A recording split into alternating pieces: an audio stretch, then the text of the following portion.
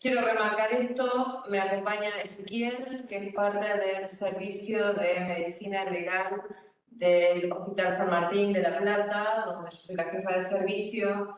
Ezequiel, ¿te quieres presentar y decir qué haces?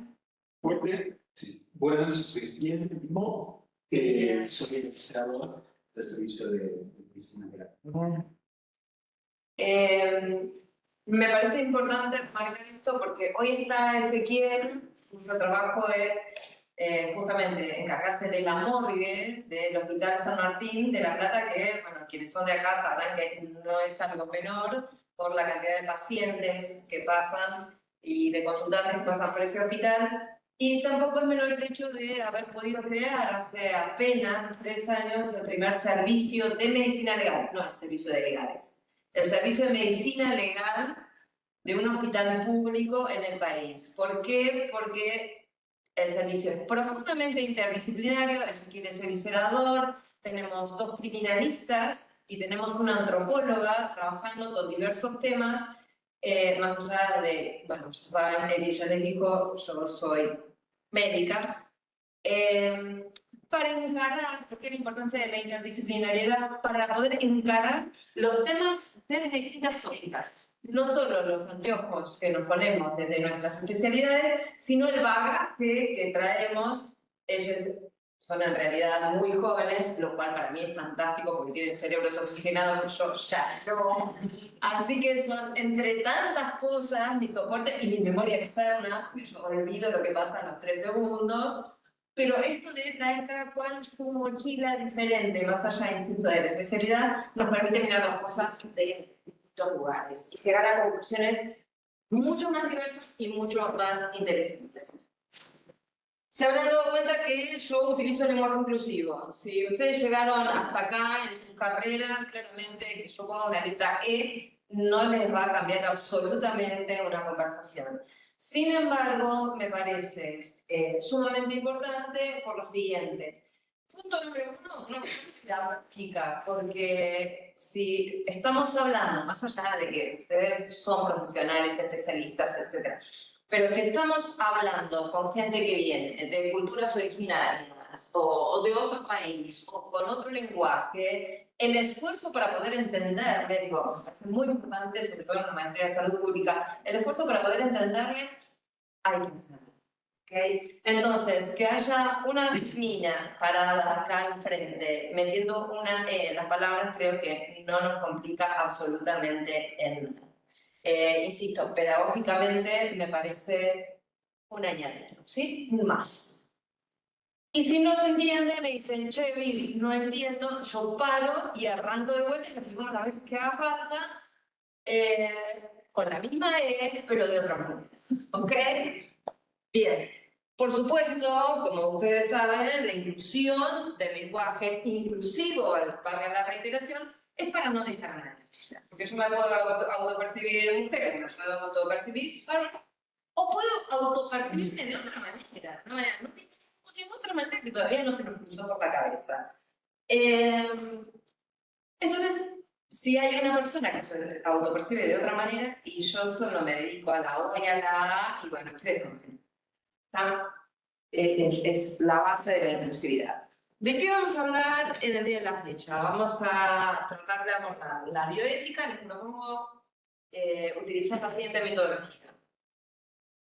Hacer una parte teórica, una parte práctica, una parte teórica, una parte práctica, como para poder darle movimiento a este tema que a veces parece un poco pesado. Hola.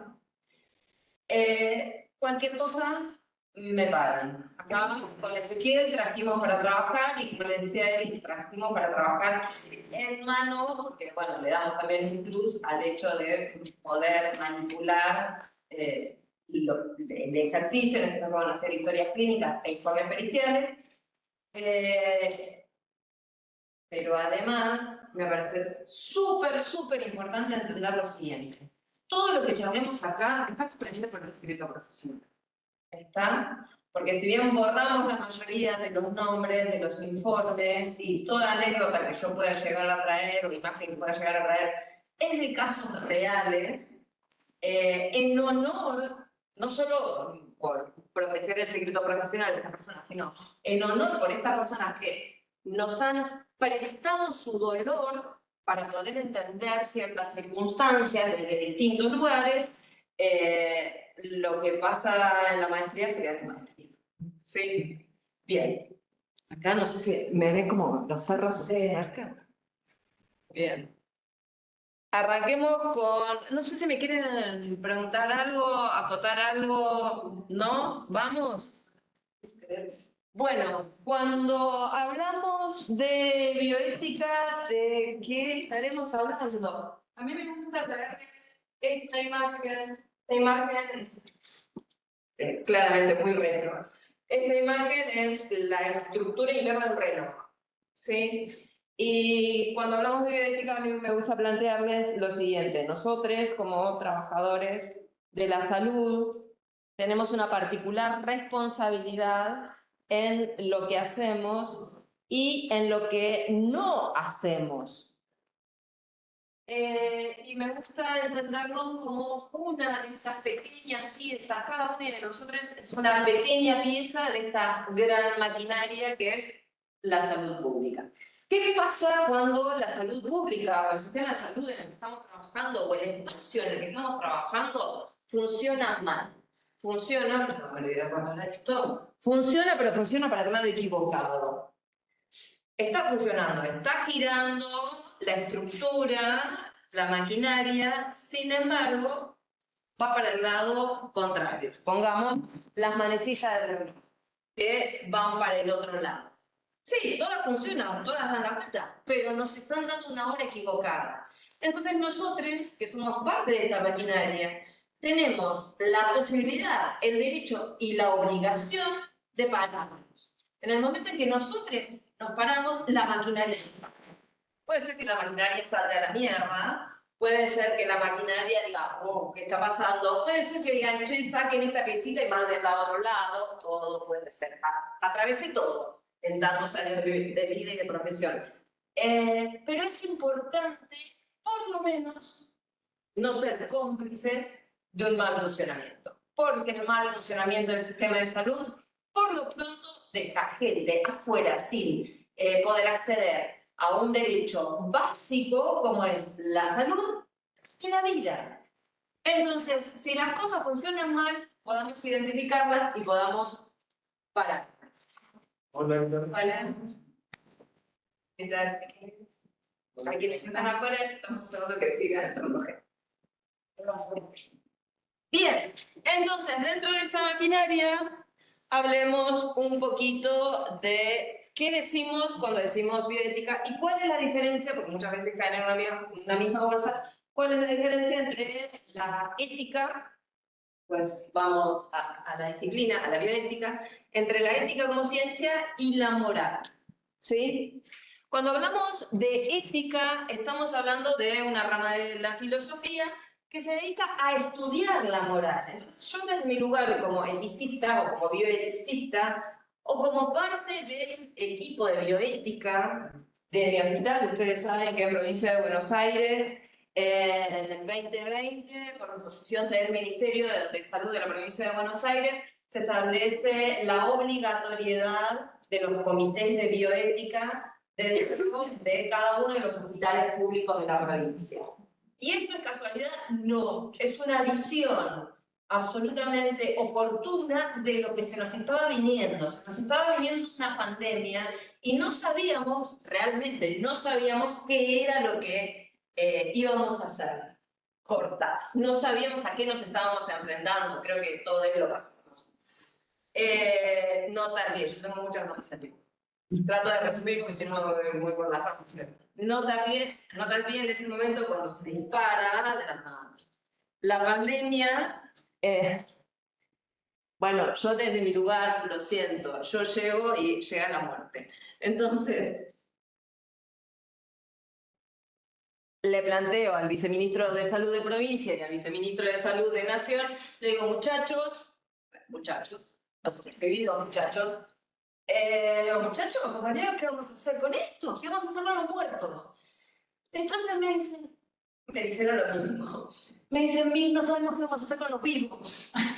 Le digo, bueno, bárbaro, ustedes ocúpense de los vivos, pero alguien se va a tener que ocupar de los muertos, porque no sabemos a qué nos estamos enfrentando. ¿Y cuánto tiempo más? Yo, así funcionaba mi cabeza, ¿no? Siempre a full, así es como hace un mes y medio tuve una CBA a los 56 años, pero bueno. Pero miren qué bien que estoy, ¿eh? Mi planteo era, ¿qué hacen con los muertos? No sabemos. Bueno, hay que protocolizar, hay que ordenar, porque la muerte no solo es el fin de la vida, pero no es el fin de la asistencia profesional. A nosotros no se nos acaba la responsabilidad profesional cuando nuestros pacientes fallecen.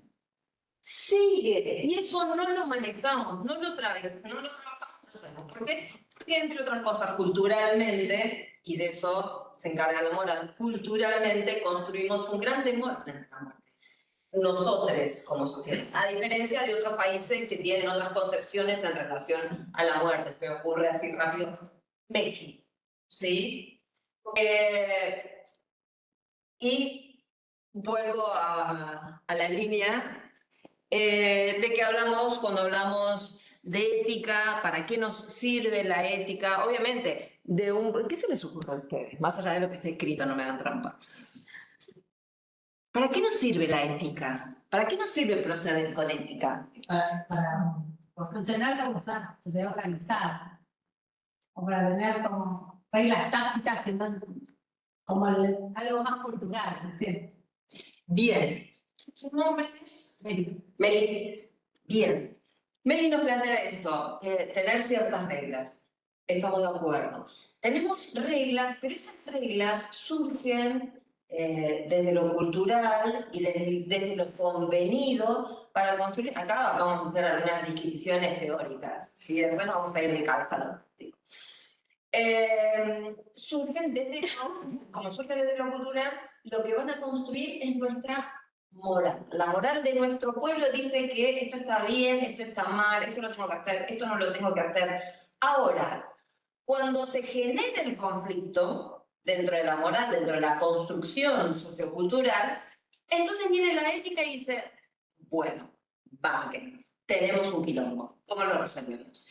Entonces los conocimientos de la ética se aplican a los conflictos morales de manera tal de poder dar una respuesta y un ordenamiento a lo que está pasando, ¿no? Un poco la diferencia, muy sucintamente, vendría a ser esa.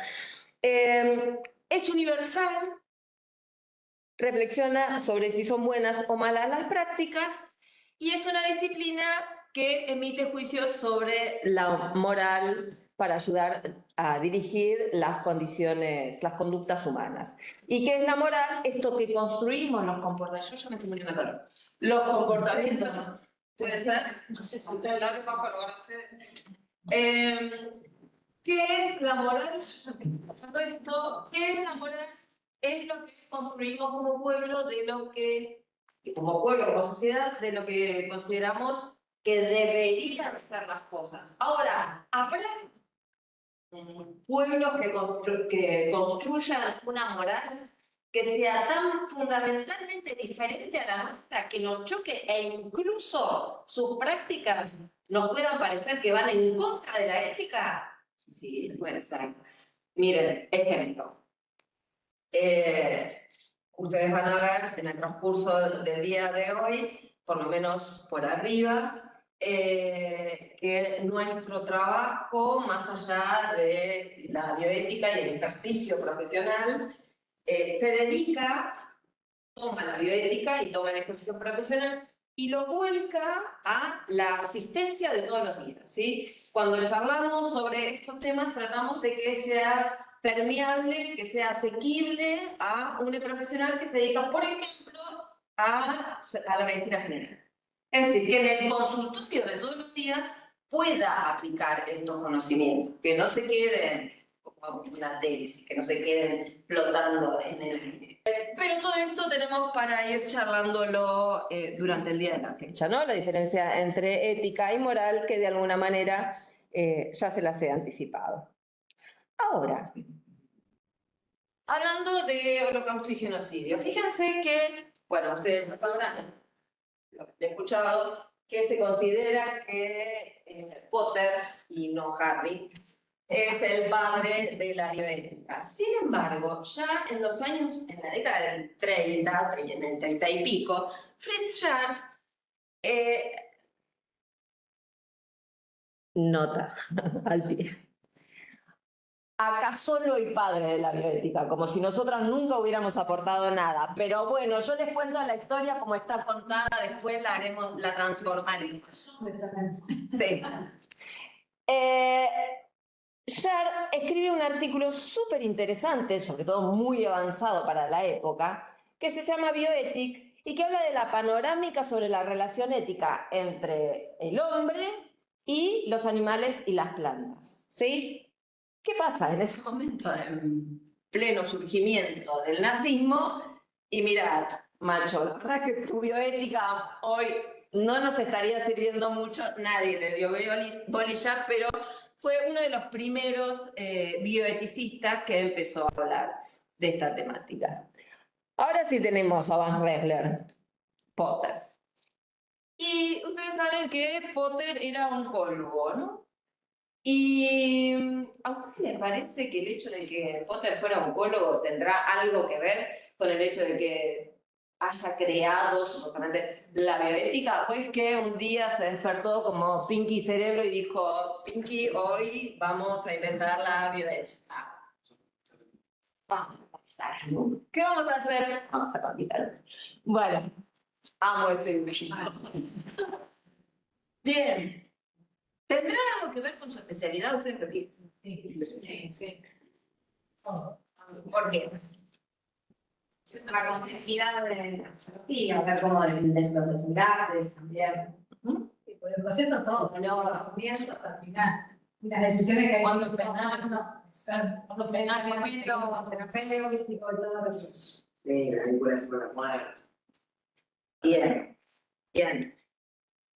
Yo coincido, creo que no es casualidad el hecho de que se dedicara a la oncología. Sin embargo, ni ustedes ni yo lo podemos definir porque Potter está muy muerto y no tenemos la posibilidad de... Pero creo que tiene una influencia muy grande en eso. Quiero pasarles esta frase. A mí no me gustan las montañas de letras, pero miren, tiene una redacción compleja. No soy yo, es él, es Potter, pero me parece sumamente interesante, por eso la voy a leer.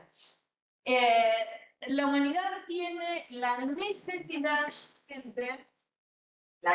urgente de una nueva sabiduría que provea el conocimiento de cómo usar el conocimiento. O sea, se ve. Es muy profunda, está muy enrevesada, es muy compleja, pero es muy interesante. ¿Cómo usar el conocimiento? Para la supervivencia del hombre, bueno, y para el mejoramiento de la calidad de la vida. El concepto de la sabiduría como una guía para la acción, el consentimiento de cómo usar el conocimiento para un bien social, podría ser llamado la ciencia de la supervivencia. Una ciencia de la supervivencia debe ser más que una ciencia sola. Entonces la ética no me alcanza, dijo Potter cuando se levantó. Y por lo siguiente propongo el término bioética para poder enfatizar los dos más importantes componentes para lograr la nueva sabiduría que tan necesitadamente necesitamos. Por eso no fui yo, fue conocimiento biológico y valores. Es aquí que empieza Potter a hablar de global bioética. Yo les planteo lo siguiente. Sabemos que la clonación existe, bueno, el código genético obviamente, el genoma humano ha sido un descubrimiento maravilloso. Ahora, yo les pregunto, ¿ustedes piensan que si pudiéramos clonar una oveja, existe la posibilidad de que fuera de DC y de Marvel, en algún lugar del mundo a alguien se le esté ocurriendo tratar de clonar seres más complejos? Gracias, Iñaki. Global Bioethics, y fíjense que ya como también decían sus antecesores, Potter nos habla de la relación de los seres humanos con las plantitas, los animalitos y las piedritas y el ambiente, que ya nos llamamos medio ambiente, y el ambiente. O sea, eso lo vamos a ver reflejado en todos los padres de la bioética que nos van a continuar. Luego de Potter ocurrió algo que suele ocurrir en muchas disciplinas, y es que o el derecho o la medicina nos apropiamos de esta nueva ola y la hacemos supuestamente nuestra, para nuestra investigación y para favorecerla entre nosotros, y sentirnos dueños de esta disciplina, pero afortunadamente después de eso volvimos a repensar la bioética global, volvimos a pensarla de una forma más adecuada para que sea útil, no solo para el presente, para las decisiones éticas que tengamos que pensar frente a los conflictos morales que se puedan suscitar en el día de hoy, sino en lo que va a pasar a futuro, ¿sí? En las próximas generaciones. Tratar de dejar un mundo un poco menos destruido, lo cual no es un trabajo sencillo. Luego de Potter vino Hellegers, que también nos empezó a hablar de una ética muy interesante, como ciencia capaz de aprender, de avanzar, los valores a través del diálogo y la relación entre el saber médico y el filosófico. Acá otra vez hemos medio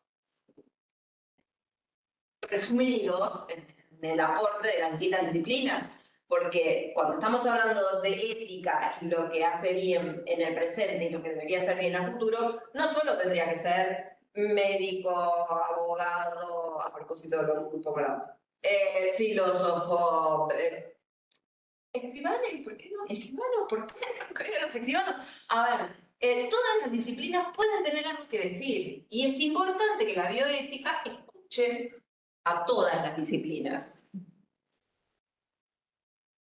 Nuestro amigo Pesina es catedrático del Caro Cuore de Milán y empieza a hablar de la conciencia crítica de la civilización tecnológica. Es lo que planteábamos. ¿Es posible clonar a un ser humano y mejorar a ese ser humano para tener un ejército de Capitanes América? Bueno, no podemos asegurarlo. Ahora, yo les hago, hagamos este ejercicio entre colegas. Si yo les dijera que en Inglaterra hay una gran biblioteca infectológica con armas de destrucción total, que está constituida únicamente por organismos vivos, como ustedes lo ven en las películas, que entra el brazo mecánico, saca la cápsula de Petri y la cambia de lugar. A ver, otra vez no también. Cuando Bradbury, hace 300 millones de años, hablaba de que la gente pasaba con unas cosas en los oídos, escuchando música, y todavía no existía el Walkman, son muy jóvenes ustedes, pero no existía el Walkman, pero Bradbury, décadas antes de que apareciera el Walkman, ya estaba hablando del Walkman. Vos ni sabés qué es un Walkman. Como dijo una vez una de mis hijas, mamá, ese aparato que tenés para los CDs cuadraditos, los CDs cuadraditos que no los haces. Bueno, supongamos que existe esta biblioteca con armas biológicas letales y que un día se pierde una cápsula. ¿Por qué? Falla las cosas. Desaparecen, nadie se da cuenta. Pero un poco tiempo después explota una infección que parece una gripe, pero que empieza a matar gente en un país superpoblado en algún lugar de la Tierra. País que en 8 días arma un hospital de puta madre para controlar esa infección y empezar a generar con sus farmacéuticas vacunas. ¿Sería posible? Sí. Sería posible. Supongamos que pueden controlar esta situación, pero sin embargo, vieron cómo son los bichos, medio picarones, deciden irse de paseo, hacer turismo por distintos continentes, llegan a todos los continentes, y de pronto tenemos cientos de miles de personas con lo que debería ser una gripecita que está eliminando cantidad de personas. ¿Sería posible? Sería posible. Supongamos que en esta situación, donde yo no sabía qué íbamos a hacer con los cadáveres, supongamos que en esta situación las bolsas de Wall Street se caen todas, colapsan, porque nadie sabe si es mañana, no sabemos qué va a pasar. Entonces están a 2,50. Y viene un país y dice, yo compro. Y ese país es el mismo que armó el hospital en 8 días para resolver la situación. ¿Sería posible? Bien, yo no soy conspiranoica, pero me despierto confiando. Es parte de mi trabajo. Hay un montón de cosas que se nos escapan. Acá, obviamente, yo lo hago como un juego, pero hay un montón de cosas que se nos escapan. Entonces, ponerle un costo, ponerle un límite a la ciencia y a la manipulación científica es necesario. Y es lo que plantea Pesina muy preocupadamente. Plantea que estamos en un momento crítico de insatisfacción y de incapacidad de autorregulación de estos procesos tecnológicos. Para ir cerrando con la cuestión más formal de la bioética, digamos que es un estudio sistemático, que es una disciplina, no es una ciencia, pues la bioética es la ética al servicio de la biología y la biología al servicio de la ética, este recto equilibrio del que habla Pesina. Es sistemática y es interdisciplinar, como les spoileé al principio, y como es una disciplina, tiene un objeto material y un objeto formal. El objeto material es qué estudia la ciencia y el objeto formal es bajo qué punto de vista la estudia. ¿Sí? El objeto material son las acciones de la humanidad sobre la vida en general. Vuelvo, no solo sobre los seres humanos, sino la piedrita, el arbolito, el animalito, el oxígeno. Para hoy y para después. Todo esto lo van a tener subido al campus. Siempre tenido en cuenta desde una perspectiva ética, con la responsabilidad a largo plazo. ¿Y cuál es la finalidad? Reflexionar fundamentalmente sobre criterios, normas que guíen el obrar de las personas respecto de la vida y elaborar las leyes adecuadas que permitan el desarrollo y el progreso de la humanidad de una manera ordenada.